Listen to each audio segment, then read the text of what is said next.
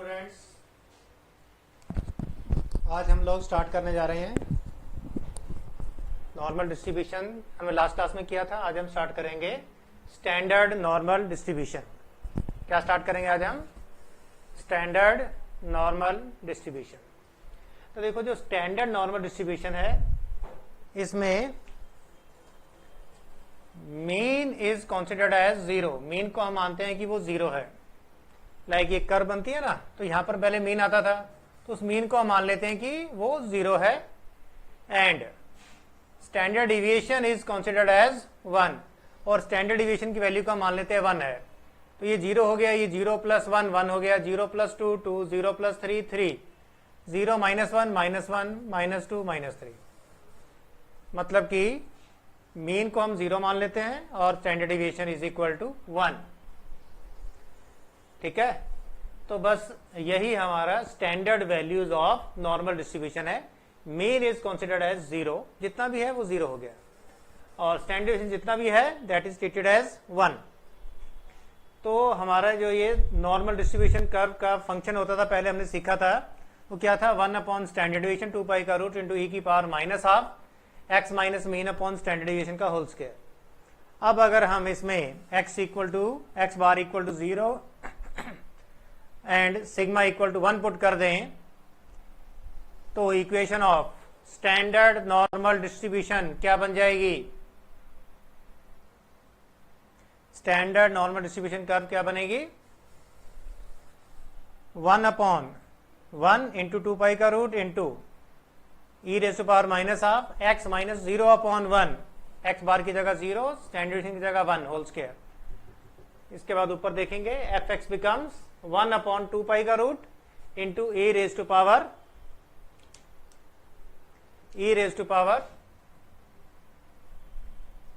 -12x², -12x का square.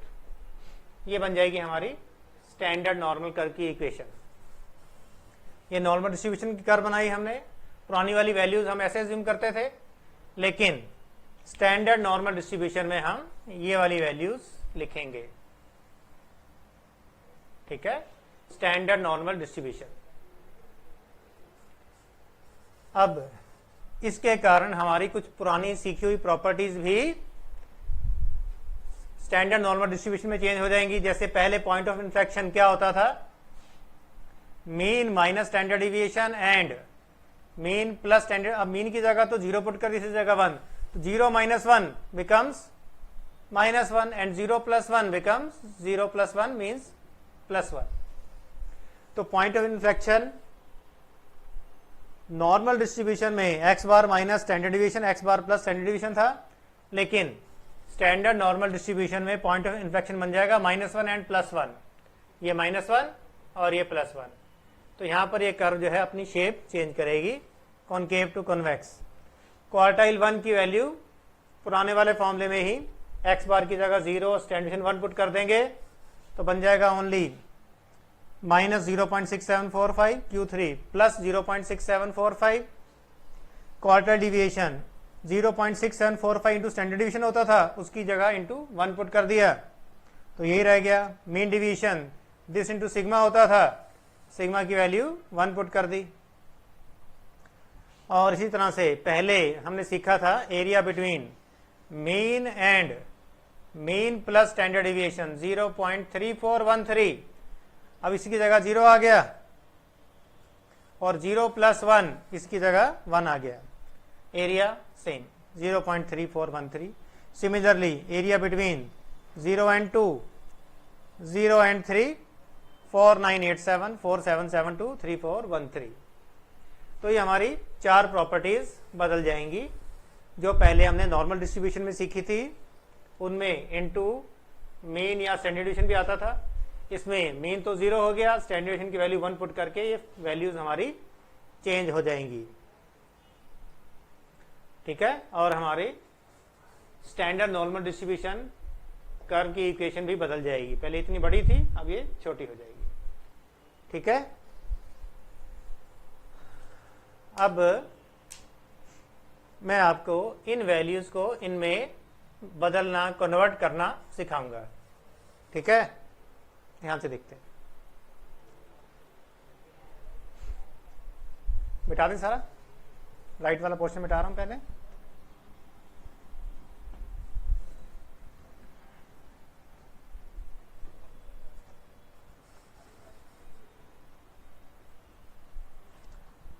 देखो, अगर हमें पुराने क्वेश्चंस की तरह स्टैंडर्ड मीन की वैल्यू हमें दी है स्टैंडर्ड डिविएशन 70 और स्टैंडर्ड डिविएशन की वैल्यू हमें दी है 5, ठीक है। तो पुरानी वैल्यूज के अकॉर्डिंग यहां लिख देता हूं,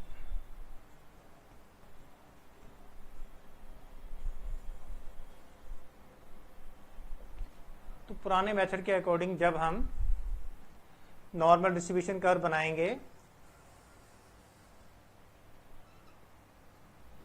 तो कैसी बनेगी, ये हो जाएगा मीन, और ये हम यहां तक इसके टोटल 3 पार्ट कर देंगे, क्योंकि हमें मालूम है 3 पार्ट तक किसी टोटल कर जाती है, उसके बाद तो फिर ये नेग्लिजिबल ही इसकी हाइट रह जाती है, एरिया नेग्लिजिबल।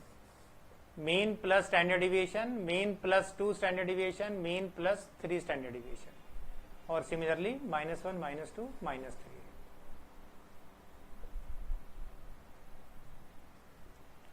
तो अगर हम ये वाली वैल्यूज पुट करें, मीन की जगह 70, 70 प्लस 5 75, 80 और 85, 65, 60, 55, ठीक है।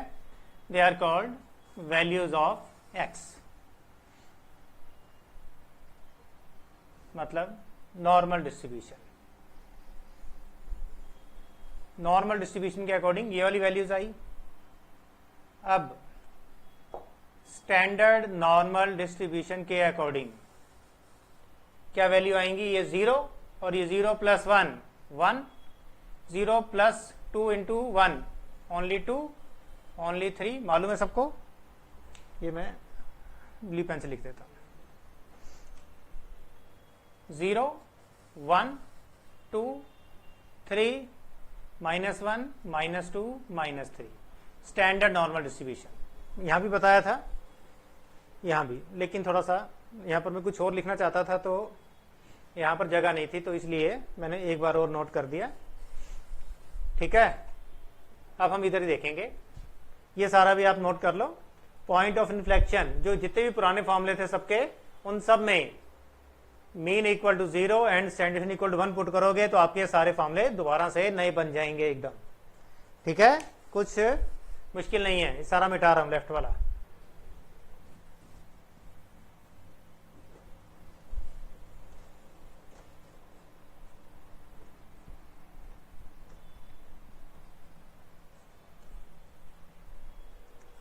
अब मैं आपको how to convert these values into these सिखा रहा हूं, जब हम क्वेश्चन सॉल्व कर रहे होंगे। अच्छा, वो तो हमें मालूम है, ये 1 है, ये 0 है, ये 1 है, 2 एंड 3, लेकिन बीच में क्या क्या आएगा, तो उसके लिए आपको एक रिलेशन बता रहा हूं।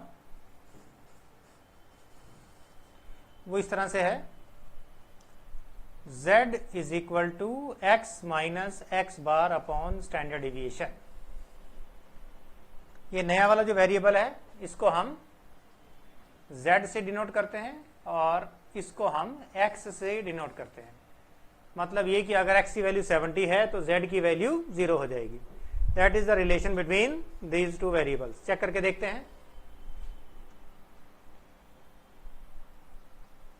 एट x इक्वल टू 70 तो z की वैल्यू क्या आएगी, x की वैल्यू 70 पुट कर दिया, माइनस मीन की जगह भी 70 और स्टैंडर्ड डिवीजन की जगह 5, तो 70 minus 70 upon 5, 0 upon 5 equal to 0। तो देखा, जब x की वैल्यू 70 थी तो z की वैल्यू क्या आई, 0। जब x की वैल्यू 75 होगी तो z की वैल्यू देखते हैं क्या आएगी। x की जगह 75 पुट कर दिया, माइनस एक्स बार की जगह 70 अपॉन में स्टैंडर्ड डिवीजन की जगह 5, 5 अपॉन 5 कट के 1 आ गया। ठीक है, एक बार और कर देता हूं थोड़ा सा। नए ढंग से लिख देता हूं, at x equal to 75, z की वैल्यू क्या होगी, x की जगह 75 पुट किया, x बार की जगह 70 और स्टैंडर्ड डिवीजन की जगह 5, तो सॉल्व करके बन जाएगा 5/5 equal to 1। Therefore when x equal to 75, z की वैल्यू बन जाएगी 1, z equal to 1 and so on. बिल्कुल ऐसे ही आ जाएगा सारा। अच्छा, आपको एक और करके दिखा देता हूं। At x equal to 85, z की वैल्यू इस फॉर्मूले के अकॉर्डिंग क्या बन जाएगी, x की जगह पुट कर दिया 85 माइनस मीन की जगह 70 अपॉन में 5, 15/5 कट के 3। जब x की वैल्यू 85 होगी तो z की वैल्यू 3, चेक कर लो, 85 पर 3। सिमिलरली 80 पर 2 आ जाएगा, 75 पर 1, 65 पर -1, -2 एंड -3। एक 55 करके दिखा देता हूं आपको। x इक्वल टू 55, तो z की वैल्यू हो जाएगी 55 माइनस 70/5 माइनस 15/5, तो देखो -3 आ गया ऑटोमेटिकली। z यहां तक क्लियर हो गया सारा कुछ, ठीक है। अब हम देखते हैं कि एरिया कैसे निकलता है। अच्छा, अगर हमें 0 से 1 के बीच का एरिया निकालना है तो कैसे निकलेगा। देखो, आप लोगों ने 11th-12th क्लास में इंटीग्रेशन सीखा है ना, तो जब हम किसी कर्व का इंटीग्रेशन निकाल देते हैं तो आ जाता है area between curve and x axis, curve and x axis and between the limits. तो इसका मतलब ये हो गया कि एरिया अंडर द कर्व कैसे निकलेगा, 1/2 पाई का रूट इंटू e⁻⁻⁻²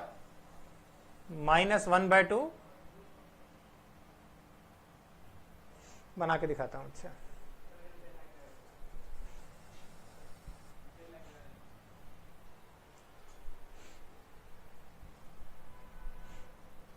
देखो डायरेक्ट भी लिख सकते हैं, लेकिन चलो मैं डायरेक्ट एक बार लिख के दिखाता हूं, प्रूव अलग से करके दिखा दूंगा।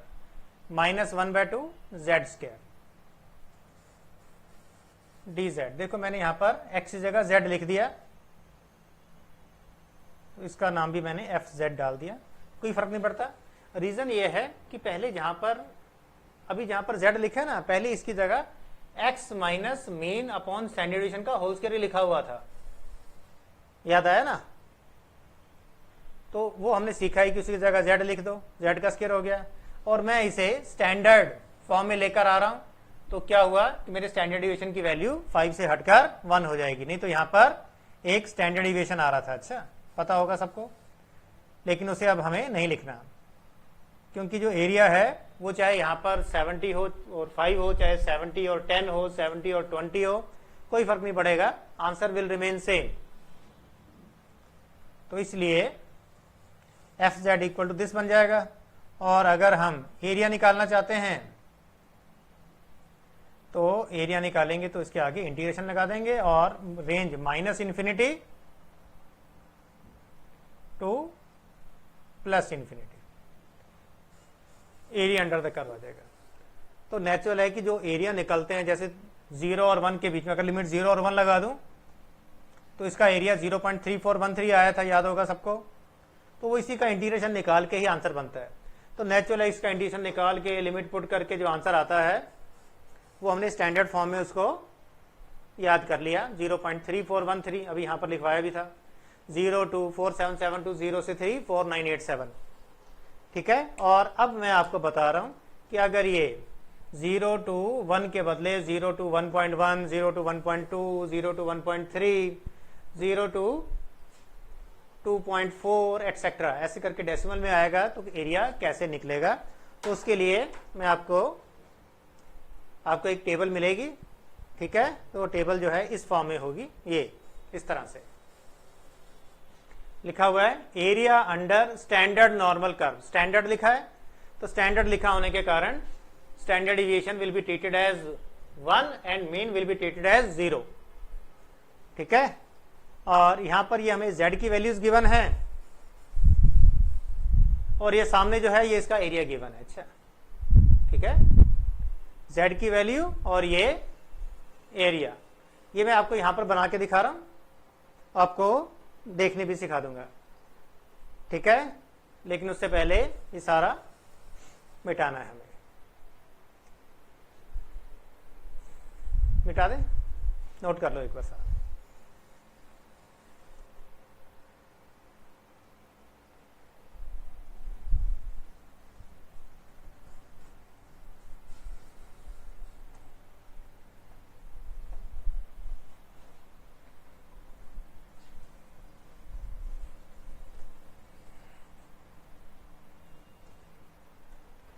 तो देखो ये टेबल शोइंग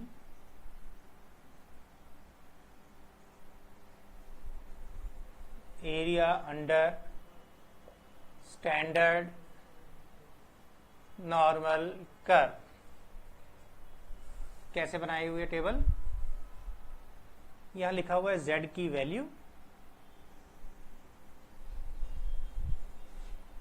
और सामने जो है वो एरिया दिया हुआ है। अच्छा, z की वैल्यू 0.0, तो सबसे पहले z की वैल्यू 0 डेसिमल में लिखी हुई है और यहां पर सामने एरिया लिखा हुआ है 0.0000, सब 0 आ गए। अच्छा, फिर 0.1, 0.2, 0.3, 0.4, 0.5, ऐसे चलते चलते 0.9, फिर 1.0। ठीक है, तो आप लोग देखोगे 1.0 के सामने जो एरिया लिखा होगा वो 0.3413 होगा। अच्छा, देखो 1.0 के सामने लिखा हुआ है 0.3413। ठीक है, 0.3413।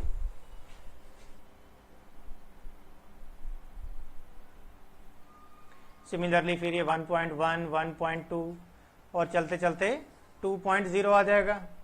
तो यहां पर टेबल में देखो 2.0 के सामने कितना एरिया लिखा है 4772। कितना एरिया लिखा है 0.4772।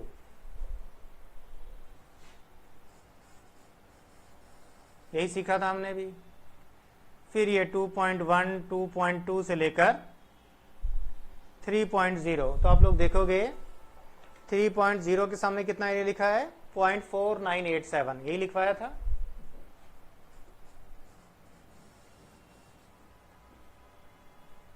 तो वैसे टेबल तो इसके आगे भी जा रही है, लेकिन रियलिटी में हम 3 से आगे टेबल नहीं देखते। That's all. ठीक है, अब क्या है कि अगर हमें एरिया बिटवीन 0 एंड 1.2 निकालना है, ठीक है, तो ये एरिया बिटवीन 0 से ही शुरू करके दिया हुआ है। अच्छा, ठीक है, ये जो एरिया लिखा हुआ है ये है एरिया बिटवीन 0 एंड z। 0 से लेकर z तक का एरिया दिया हुआ है। अच्छा, तो z की वैल्यू देख लो, वहां से लेकर 0 तक का एरिया मिलेगा। सपोज 0 एंड 1.2 का एरिया देखना है, तो बस इस 1.2 के सामने देखो यहां पर क्या आंसर लिखा हुआ है, वही एरिया हो जाएगा। तो आप भी देखो 1.2 के सामने 3849 कितना लिखा है 0.3849, तो 1.2 तक का एरिया हो गया।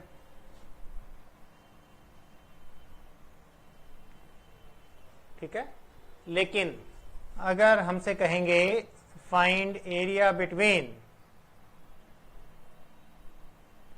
0 एंड 1.2 8, तो 28 तो यहां पर आ नहीं रहा, 1.2 आ रहा है, तो 1.2 के बाद आगे नेचुरल है 1.3 आएगा। तो 1.28 के लिए क्या है, आगे वैल्यूज दी हुई है, यहां पर लिखा हुआ है 0.00, 0.01, 0.02, 0.03, 0.04, 0.05, 0.06, 0.07, 0.08, 0.09, तो ये लास्ट में 0.09 तक वैल्यूज हमें गिवन है। ठीक है, अगर हमें 0 एंड 1.28 के बीच का एरिया देखना है तो 0 तो हो ही गया, 0 से तो शुरू हो रहा है, तो बस 1.28 देखना है। तो 1.2 की लाइन में ये 8 के नीचे जो वैल्यू आ रही होगी वो होगा 1.28 का एरिया। तो 1.28 की वैल्यू यहां पर कितनी दी हुई है, देख लेते हैं, 0.3997। तो ये वाली वैल्यू हो गई 0.3997। ठीक हो गया।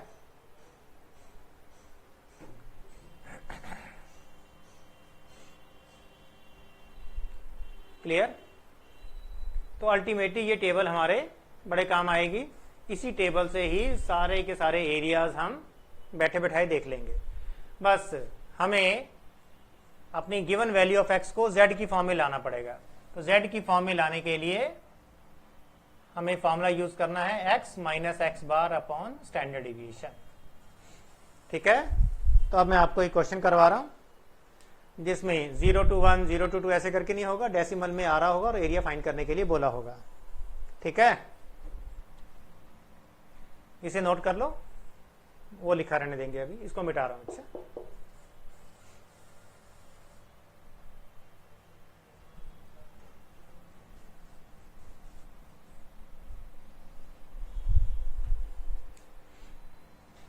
क्वेश्चन में दिया है mean is equal to 80, standard deviation is equal to 10, और हमें फाइंड करने के लिए कहा है एरिया बिटवीन 68 and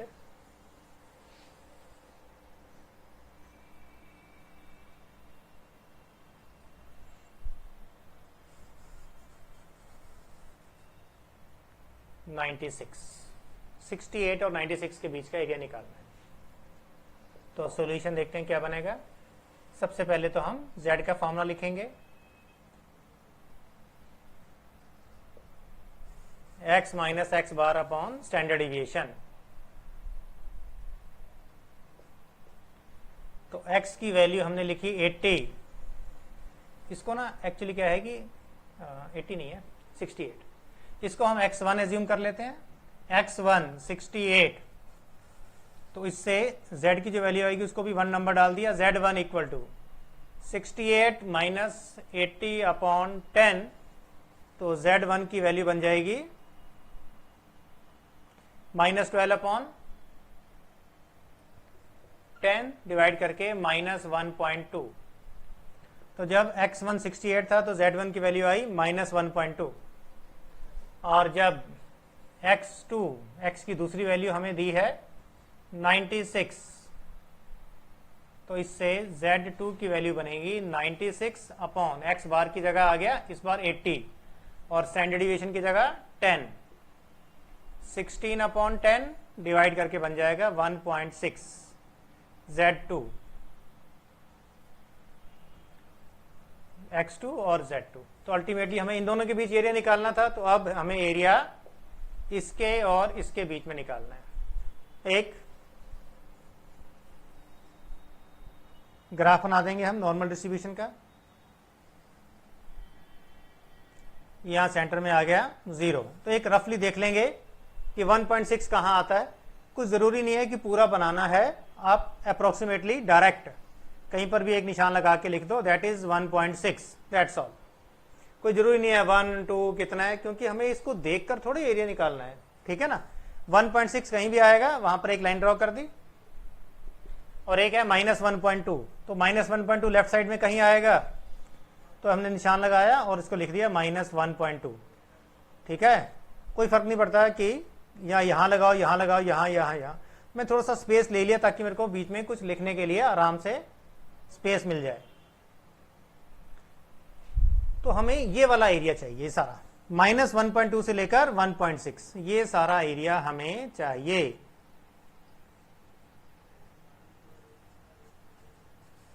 ठीक है, लेकिन टेबल में जो एरिया होता है वो तो 0 से स्टार्ट होकर हो रहा होता है, तो हम भी 0 से कर लेते हैं। एक 0 से -1.2, देखो एरिया चाहे 0 से -1.2 हो, चाहे 0 से +1.2 सेम रहता है, बताया था मैंने आपको।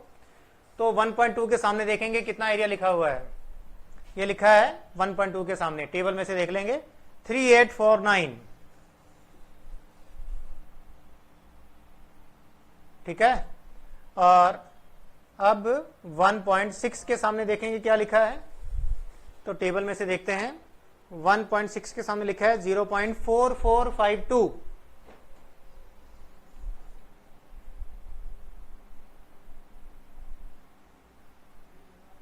1.6 के सामने लिखा है 0.4452, तो ये हो गया 0.4452,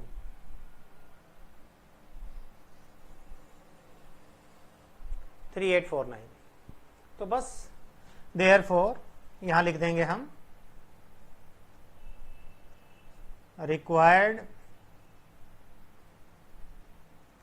area between Z1 and Z2 जो भी थे, दिस प्लस दिस हो जाएगा क्योंकि अलग अलग तरफ हैं, दोनों ऐड हो जाएंगे। 0.3849 प्लस 0.4452, दोनों को ऐड कर देंगे,